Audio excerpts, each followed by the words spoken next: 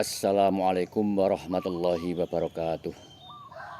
Alhamdulillahirrabbilalamin. Wassalatu wassalamu ala asrofil mursalin wa ala alihi wa sahbihi ajmain, amma ba'du. Para bapak ibu saudara yang saya hormati,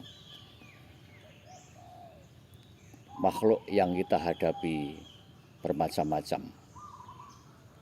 Alam pun juga bermacam-macam. Kita berhadapan dengan sesama makhluk manusia. Kita juga berhadapan dengan makhluk sejenis iblis, setan, dan lain-lain. Alam pun demikian juga. Alam yang kita huni ini, di balik alam yang kita huni ini banyak alam-alam yang lain. Para bapak ibu yang saya hormati, makhluk Allah memang banyak jenisnya di samping manusia.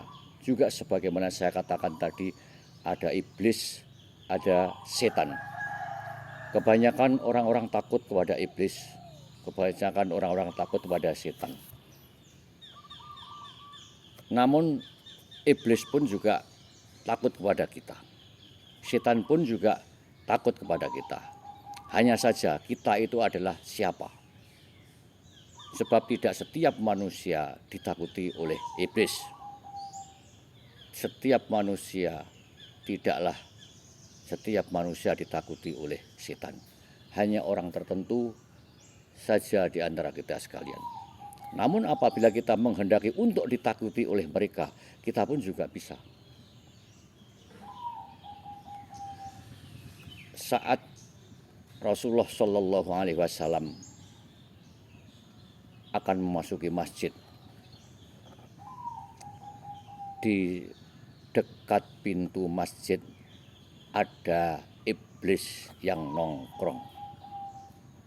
Ditanya oleh Rasulullah Shallallahu Alaihi Wasallam, "Hai iblis, mengapa kau di sini?" Jawab dia,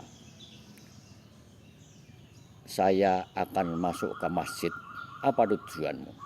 "Saya akan menggoda orang yang sedang sholat." "Mengapa kamu tidak jadi masuk?" "Iya Rasul, saya tidak jadi masuk ke masjid untuk menggoda orang yang sedang melakukan sholat itu.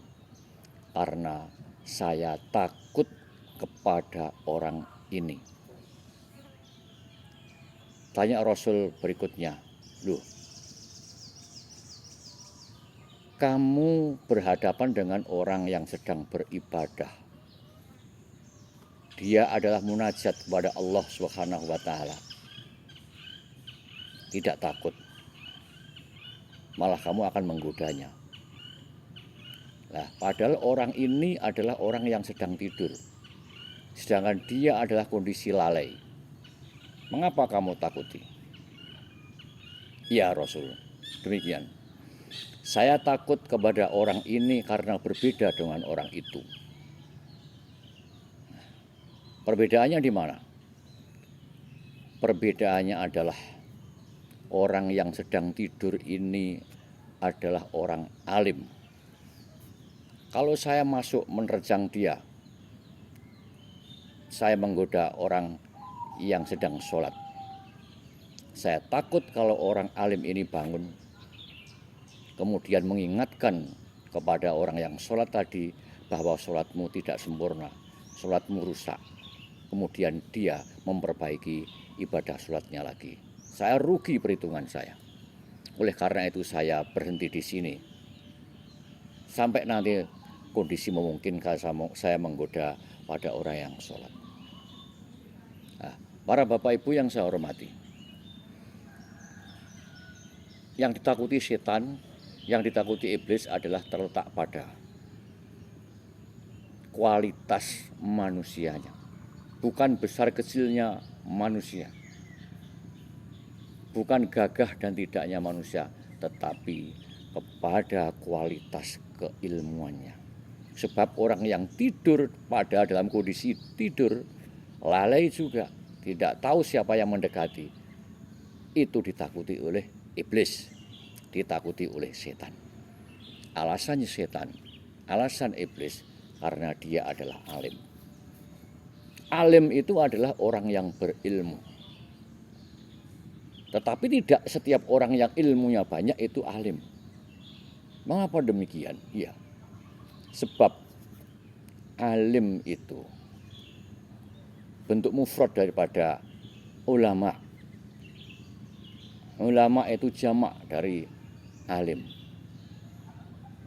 Jadi pengertian alim itu bukan hanya sekedar orang yang berilmu, dan bukan lagi seperti pemahaman-pemahaman pada umumnya di masyarakat. Mereka berkata, wah dia alim banget ya, sikapnya tidak gerusa-gerusu, sikapnya kalem, wah alim banget dia. Bukan itu. Kebanyakan masyarakat memberi pengertian kepada orang alim, punya pengertian kepada orang alim itu orang yang tawadu, orang yang khudu, andap asor. Bukan itu. Bukan itu. Itu adalah orang yang tawadu. Sedangkan alim adalah terkait dengan keilmuan. Ilmu apa?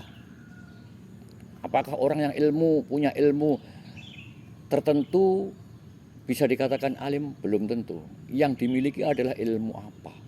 Sikap batiniah, lahiriah, bagaimana?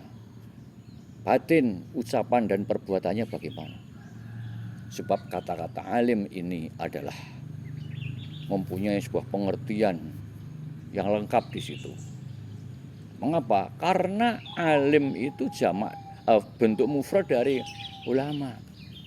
Sedangkan ulama itu adalah orang-orang banyak yang punya ilmu, namun tidak setiap orang banyak yang punya ilmu itu dikatakan ulama. Masih ada lagi perangkat-perangkat sikap batiniah, lahiriah, ucapan dan perbuatan yang dibutuhkan untuk memberi predikat bahwa orang tertentu itu adalah ulama. Mengapa? Alasan kedua, karena ulama itu al-ulama warasatul anbiya. Ulama adalah pewaris nabi. Nah, kalau sudah dikatakan pewaris nabi, katakan, ini sangat kompleks sekali. Dari sikap batiniah, lahiriah, hati, ucapan, dan perbuatan. Oleh karena itu, mari kita jadikan diri kita juga menjadi orang yang ditakuti oleh iblis, yang ditakuti oleh setan, dengan jalan bahwa kita harus berilmu. Ilmu apa? Kalau menurut pengakuan setan sudah barang tentu ini adalah bukan sekedar ilmu, namun ilmu agama. Mengapa demikian? Karena iblis, setan tadi mengakui bahwa saya takut pada orang ini. Kalau dia bangun, tahu tentang rusaknya sholat. Nah, kalau sekedar ilmu yang lain-lain tidak bisa untuk menilai bahwa sholat itu adalah rusak atau tidak, memenuhi syarat rukun atau tidak. Yang mengetahui rusak dan tidaknya sholat ini terpenuhi syarat rukunnya adalah orang-orang yang mempunyai ilmu agama. Itu. Walaupun kita tidak dikatakan atau belum dikatakan setingkat ulama, kita bukan predikat ulama, namun mari kita mengikuti jejak langkah ulama, mulai dari batiniah, ucapan dan perbuatan, dan kita selalu menuntut ilmu yang dipunyai oleh para ulama. Itu Bapak Ibu yang saya hormati. Jadi kita tahu sekarang tipe manusia yang ditakuti oleh iblis. Kita harus ingat, jangan mengatakan setiap orang mempunyai banyak ilmu dikatakan ulama. Jangan.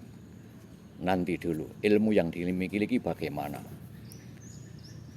kepribadiannya bagaimana, sikap batiniahnya bagaimana, lahiriahnya bagaimana, ucapannya bagaimana, perbuatannya bagaimana. Sebab kita ingat lagi yang sebagaimana saya katakan tadi bahwa al ulama'u warathatul anbiya'i. Ulama adalah pewaris nabi. Demikian, mohon maaf atas segala kekurangan kekhilafan. Wassalamualaikum warahmatullahi wabarakatuh.